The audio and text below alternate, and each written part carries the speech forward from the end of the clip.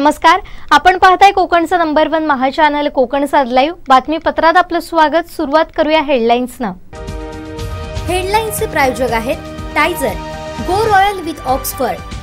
This news is presented by Vithoba Ayurvedic Dant Manjan, जड़ से जुड़ो।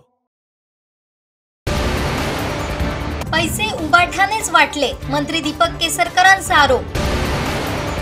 मतदानाचा टक्का वाढवा, जिल्हाधिकाऱ्यांचं आवाहन। आणि स्वतः हिरो दुसऱ्याला व्हिलन बनवायचं, केसरकरांचा रोहित पवारांना टोला। हेडलाईन्सचे प्रायोजक होते Tizer, go royal with Oxford. This news is presented by Vithoba Ayurvedic Dant Manjan, जड़ से जुड़ो। आता पाहूया सविस्तर बातम्या।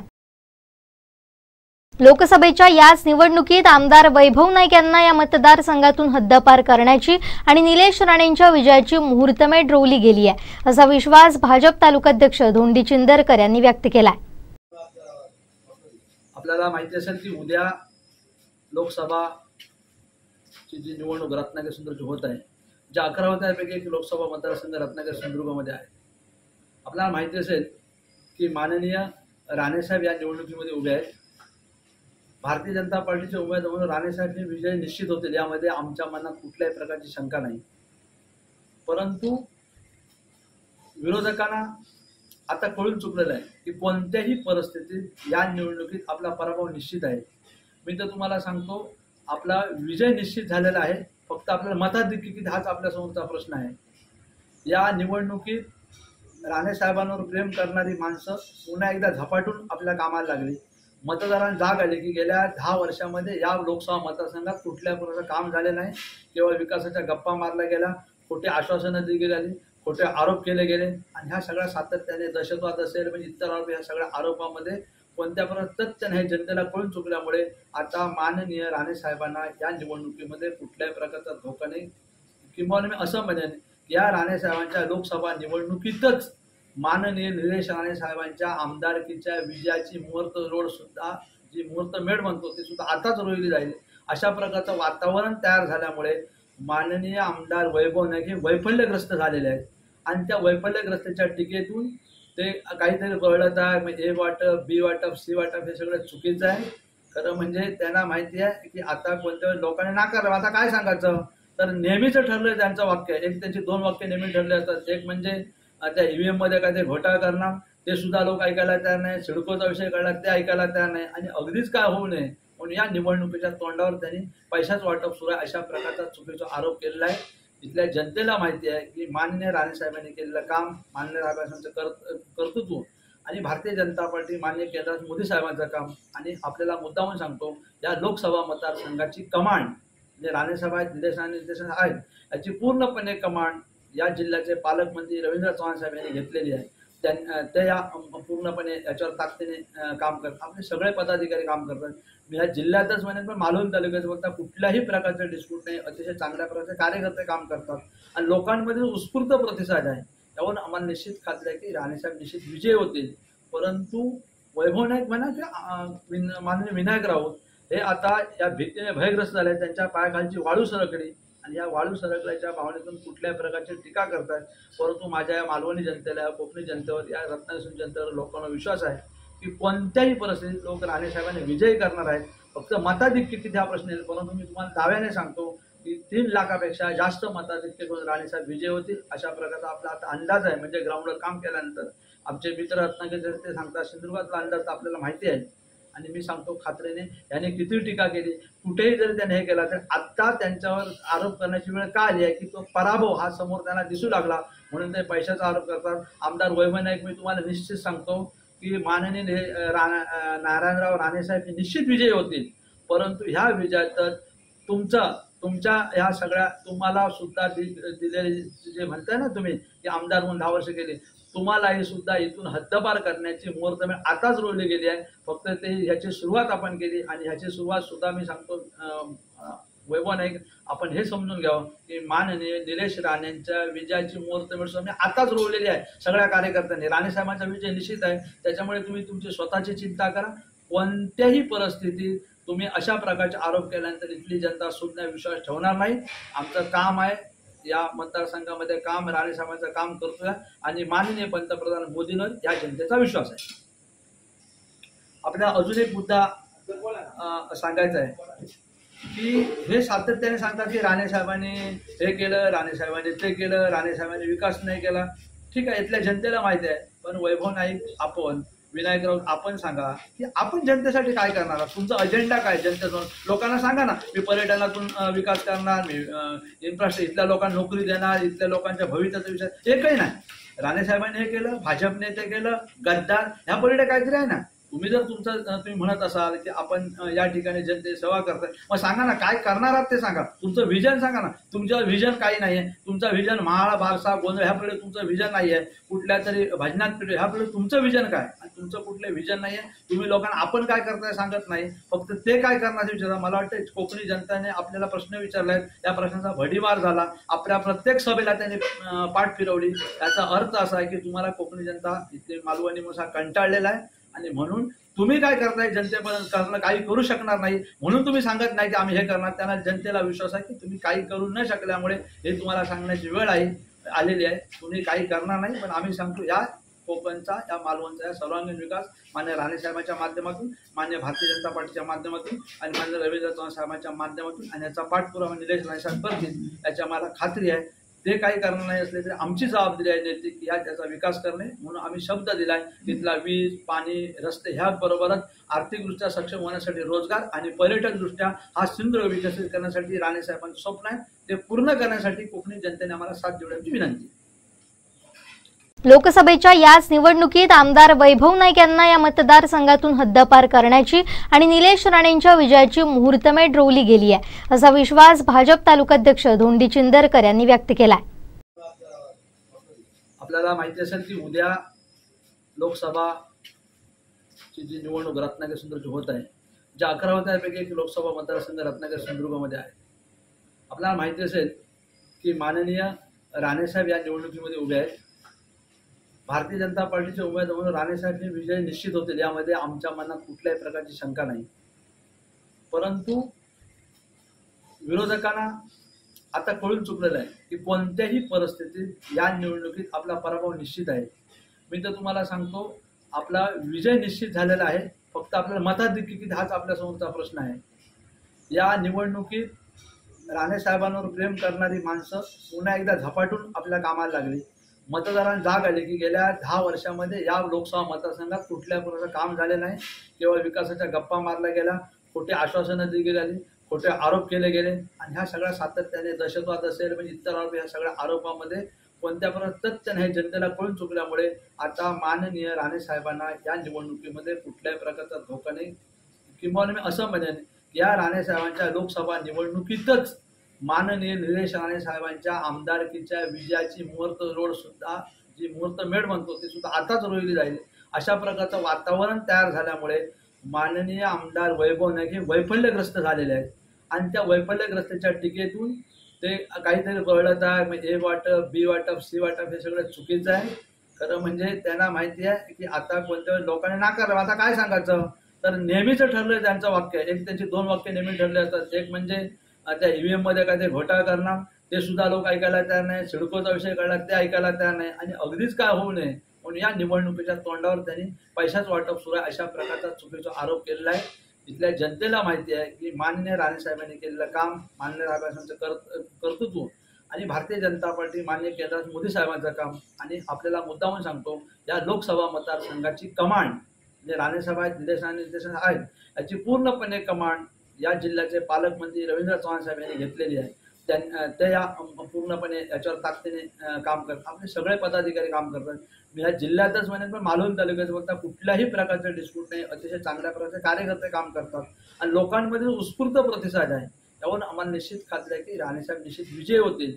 परंतु वैभव नाईक म्हणा की माननीय विनायक राऊत हे आता या भीतीने भयग्रस्त झाले. त्यांच्या पायाखालची वाळू सरकली आणि या वाळू सरकल्याच्या भावनेतून कुठल्याही प्रकारची टीका करतात.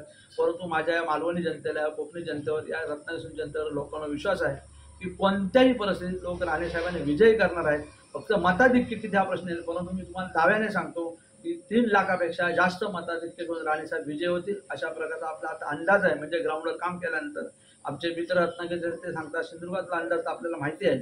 आणि मी सांगतो खात्रीने, याने किती टीका केली, कुठेही जरी त्याने हे केला, तर आत्ता त्यांच्यावर आरोप करण्याची वेळ का आली आहे की तो पराभव हा समोर त्यांना दिसू लागला, म्हणून ते पैशाचा आरोप करतात. आमदार वैभव नाईक, मी तुम्हाला निश्चित सांगतो की माननीय नारायणराव राणेसाहेब हे निश्चित विजयी होतील, परंतु ह्या विजयात तुमच्या ह्या सगळ्या तुम्हाला सुद्धा दिलेले जे म्हणताय ना तुम्ही की आमदार म्हणून 10 वर्ष केले, तुम्हालाही सुद्धा इथून हद्दपार करण्याची मुहूर्तमेढ आताच रोवली गेली आहे. फक्त ते ह्याची सुरुवात आपण केली आणि ह्याची सुरुवात सुद्धा मी सांगतो वैभव नाईक, आपण हे समजून घ्यावं की माननीय निलेश राणेंच्या विजयाची मुहूर्तमेढ सुद्धा आताच रोवलेली आहे सगळ्या कार्यकर्त्यांनी. राणेसाहेबांचा विजय निश्चित आहे, त्याच्यामुळे तुम्ही तुमची स्वतःची चिंता करा. कोणत्याही परिस्थितीत तुम्ही अशा प्रकारचे आरोप केल्यानंतर इथली जनता सुद्धा विश्वास ठेवणार नाही. आमचं काम आहे या मतदारसंघामध्ये काम, राणेसाहेबांचं काम करतोय आणि माननीय पंतप्रधान मोदींवर या जनतेचा विश्वास आहे.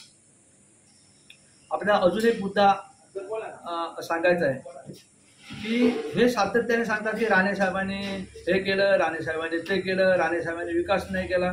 ठीक आहे, इथल्या जनतेला माहिती आहे, पण वैभव नाईक, आपण विनायक राऊत, आपण सांगा की आपण जनतेसाठी काय करणार आहात, तुमचा अजेंडा काय जनतेसमोर लोकांना सांगा ना. मी पर्यटनातून विकास करणार, मी इन्फ्रास्ट्रक्चर, इथल्या लोकांना नोकरी देणार, इथल्या लोकांच्या भविष्याचा विषय एकही नाही.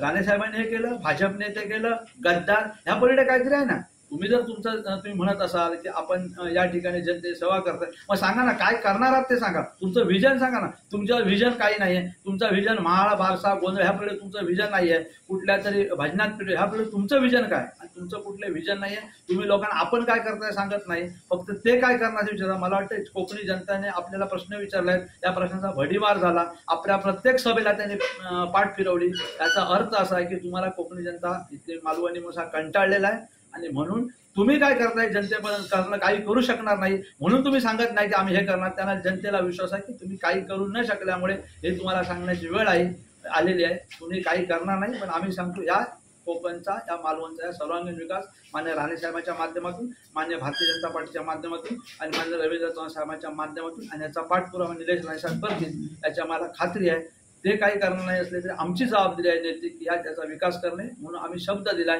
तिथला वीज, पाणी, रस्ते ह्याबरोबरच आर्थिकदृष्ट्या सक्षम होण्यासाठी रोजगार आणि पर्यटनदृष्ट्या हा सिंधुदुर्ग विकसित करण्यासाठी राणेसाहेबांचं स्वप्न आहे, ते पूर्ण करण्यासाठी कोकणी जनतेने आम्हाला साथ देण्याची विनंती.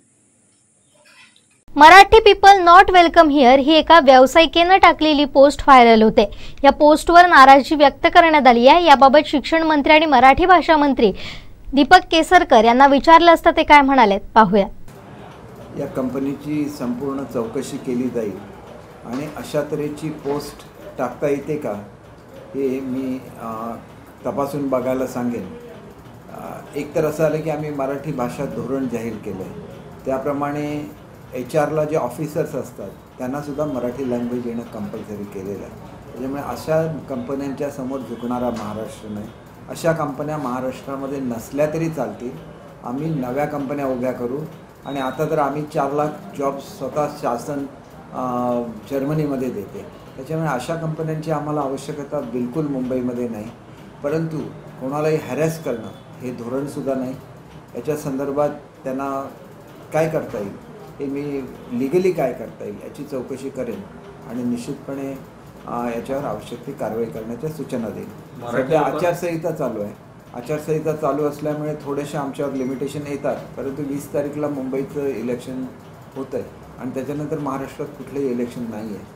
मी एकतर आताच सूचना देईन की या संदर्भातली सगळी माहिती काढून द्यायला आणि अशा कंपन्यांच्या लायसन्सेस आम्हीच इश्यू करत असतो. ज्या कंपन्या जॉब देत असतात त्यांच्या लायसन्सेस हे आमच्या पोलीस डिपार्टमेंटकडून इश्यू केल्या जातात. त्यामुळे अशा कंपन्या जर वागत असतील तर त्यांना लायसन्सेस याच्यापुढे महाराष्ट्रामध्ये द्यावी की नाही याचा विचारसुद्धा गृह खात्याने करावा असं मला स्वतःला वाटतं.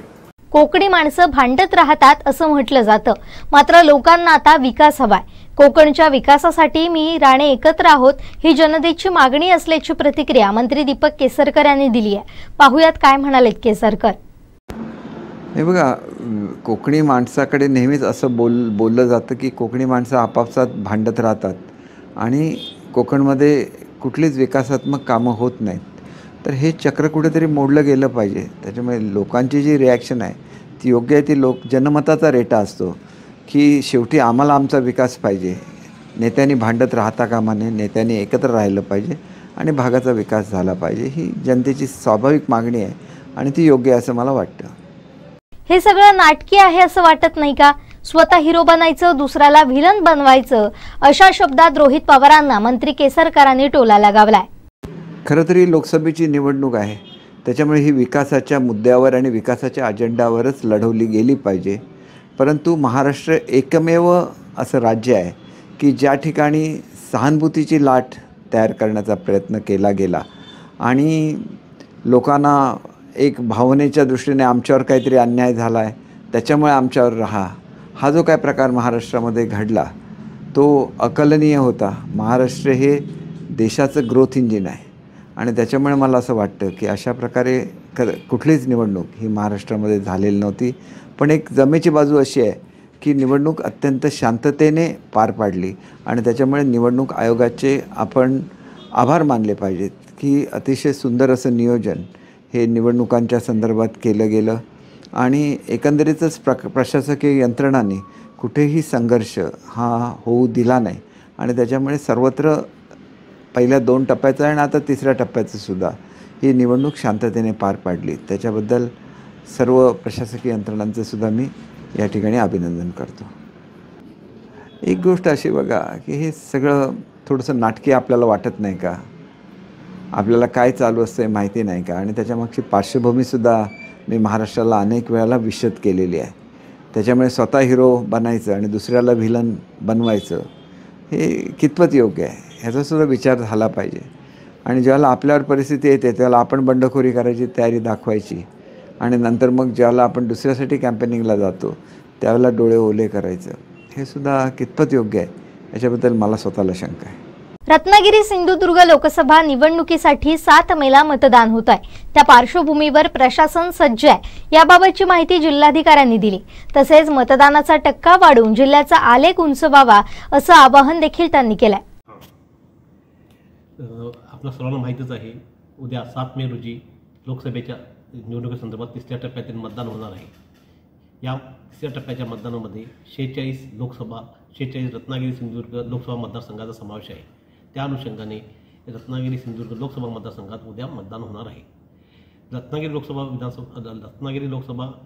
सिंधुदुर्ग लोकसभा मतदारसंघामध्ये सिंधुदुर्ग जिल्ह्यातील 3 विधानसभा मतदारसंघ व रत्नागिरी जिल्ह्यातील 3 विधानसभा मतदारसंघ असे मिळून 6 विधानसभा मतदारसंघांचा हा लोकसभा मतदारसंघ आहे.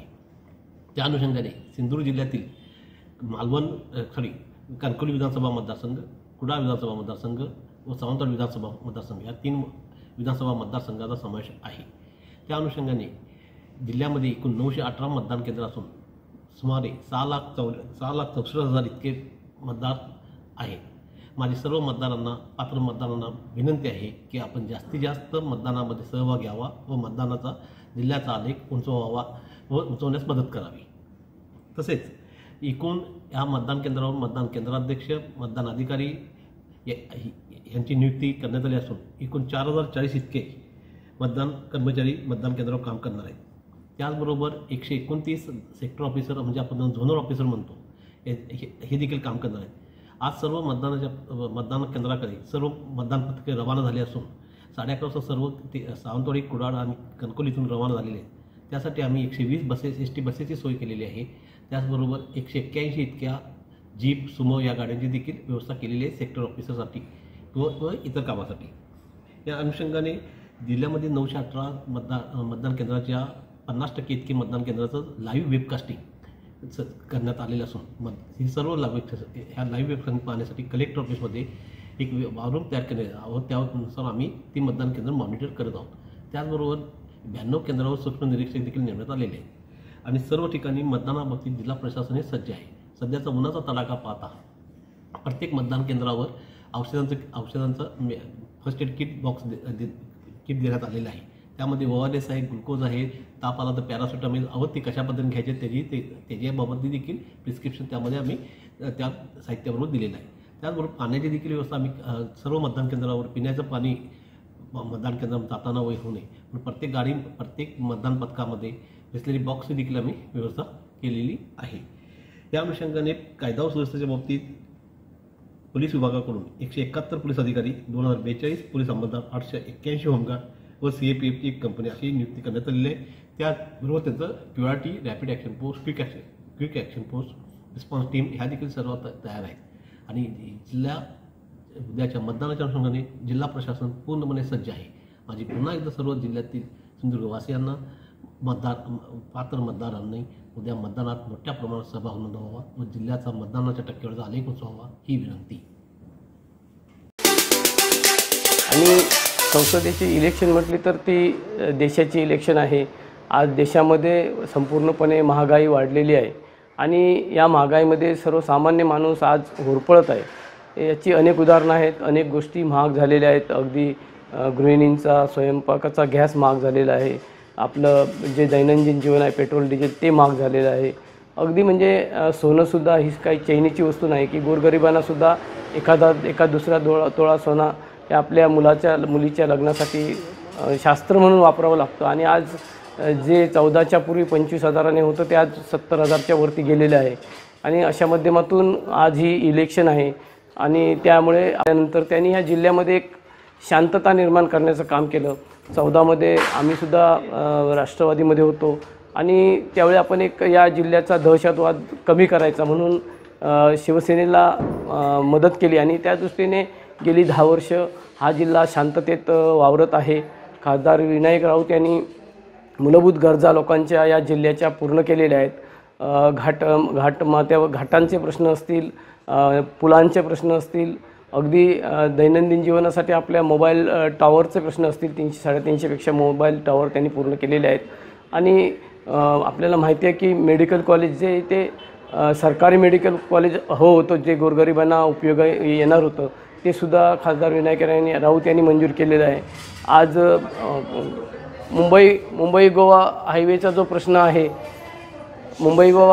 प्रश्न आहे, तो सुद्धा आपण जर बघितलं तर रत्नागिरी रायगडमध्ये सुद्धा अपूर्ण आहे. परंतु रत्नागिरीचा काही भाग आणि सिंधुदुर्गमध्ये हा हायवेसुद्धा पूर्ण करून घेतलेला आहे. आपलं रखडलेलं एअरपोर्ट ते सुद्धा त्यांनी आपल्या कारकीर्दीत स्वतः फील्डवर उभं राहून त्यांनी ही कामं करून घेतलेली आहेत आणि पुढच्या काळात अनेक कामं ते करणार आहेत. आज जर बघितलं तर संसदेमध्ये नाथपै, दंडवते, सुरेश प्रभू यांच्याप्रमाणे त्यांनी चांगलं काम केलेलं आहे आणि ते भावी काळात या जिल्ह्यासाठी भरीव काम करतील एवढी आम्हाला सुद्धा आशा आहे. आमदार वैभव नाईक यांनी आज एक पत्रकार परिषद घेऊन अत्यंत आक्षेपार्ह असं विधान केलेलं आहे. त्यांचं म्हणणं आहे की ABC अशा कॅटेगरीकडून पैसे वाटण्यात आले. हे पैसे कोणी वाटले याच्याबद्दल मला स्वतः काही माहिती नाही, परंतु मी एक निश्चितपणे सांगू शकतो की त्याच्यानंतर जे बोललेले वाक्य आहे ते अत्यंत आक्षेपार्ह आहे. त्याने असं म्हटलंय की आमदार 50 खोके घेऊन लाचार होऊ शकतात, कोकणी जनता लाचार नाही. तर मला त्यांना सांगायचं आहे की मी स्वतः साईबाबांचा भक्त आहे, माझ्याबरोबर शिर्डीला या आणि मी साईबाबांच्या समक्ष तुम्हाला सांगेन की मी 50 खोके सोडा 5 रुपये सुद्धा कोणाकडून घेतलेले नाही. कोकणी मनुष्य कधीही लाचार नाही ही वस्तुस्थिती आहे, पण ती लाचारी तुमच्याकडे आहे. वर्षाच्या बाहेर एक दिवस उभं करायचं आणि तो अपमान सहन करायचा अशी तुमची अपेक्षा आहे का? आणि 2-2, 3-3 महिने मी हा अपमान सहन केलेला आहे. तुम्ही निवडून आला ते सुद्धा मी केलेल्या बंडाच्या ह्याच्यावर निवडून आला. पुढच्या वेळेला मला बघायला लागेल की कशा रीतीने तुम्ही निवडून येता. अतिशय चांगले असे संबंध तुमच्याशी होते. तुमची सुद्धा इच्छा होती. तुमच्या काही व्यक्तिगत अडचणीमुळे तुम्ही आमच्यावर आला नाही ही वस्तुस्थिती आहे. कोणाला बोलता लाचार? लाचार कोकणी मनुष्य कधीच नसतो आणि तुमच्याकडून ही अपेक्षा कधीच नाही आहे. आजपर्यंत कधी मी वर्षाच्या बाहेर आठवड्याच्या आठवडे उभा राहिलेलो नाही आहे. मी तरी पण उद्धव साहेबांवर टीका केलेली नाही आहे. एका आदरापोटी कसं वागवतं आमदारांना आणि नंतर त्यांची बदनामी करतात आणि आदित्य ठाकरे बदनामी करतात. केवळ ठाकरे कुटुंबियाच्या आदरापोटी मी काय बोललेलं नाही. असंच बोलत राहिले तर सगळं काढायला लागेल त्यांचं सुद्धा. प्रत्येकाला स्वाभिमान असतो आणि तो कोकणी माणसाला आणि त्याच्यामुळे कोकणी माणसाचा स्वाभिमानाला तुम्ही ललकारू नका. आणि वैभवजी तुमच्याकडे ते नैतिक बळ आहे असं मी स्वतः समजत नाही. तुम्ही नव्हते लढाई सुरू केली, लढाई मी सुरू केली आणि लढाई सुरू केली त्याला माझ्या आमदारकीचा राजीनामा दिला. अशा तऱ्हेने बोलून कोणाला बदनाम करायची पुन्हा हिंमत करू नका.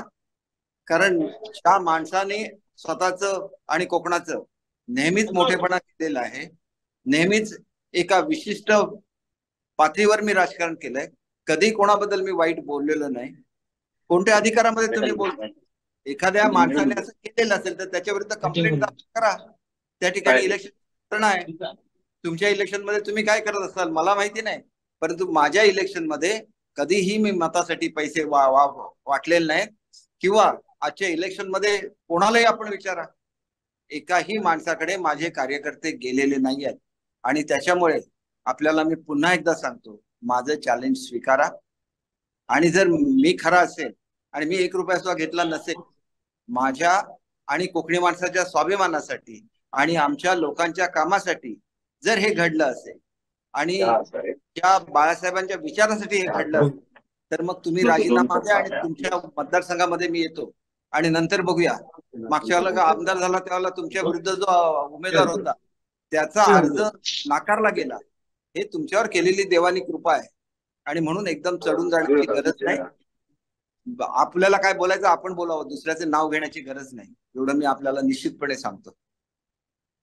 शेवटी ठळक घडामोडी पुन्हा एकदा. हेडलाईन्सचे प्रायोजक आहेत Tizer, go royal with Oxford. This news is presented by Vithoba Ayurvedic Dant Manjan, जड़ से जुड़ो. पैसे उबाठानेच वाटले, मंत्री दीपक केसरकरांचा आरोप. मतदानाचा टक्का वाढवा, जिल्हाधिकाऱ्यांचं आवाहन. आणि स्वतः हिरो दुसऱ्याला व्हिलन बनवायचं, केसरकरांचा रोहित पवारांना टोला. हेडलाईन्सचे प्रायोजक होते Tizer, go royal with Oxford. This news is presented by Vithoba Ayurvedic Dant Manjan, जड़ से जुड़ो. बातमीपत्रात वेळ झाली इथेच थांबण्याची. पाहत राहा कोकणचं नंबर 1 महा चॅनल कोकण साध लाईव्ह. धन्यवाद.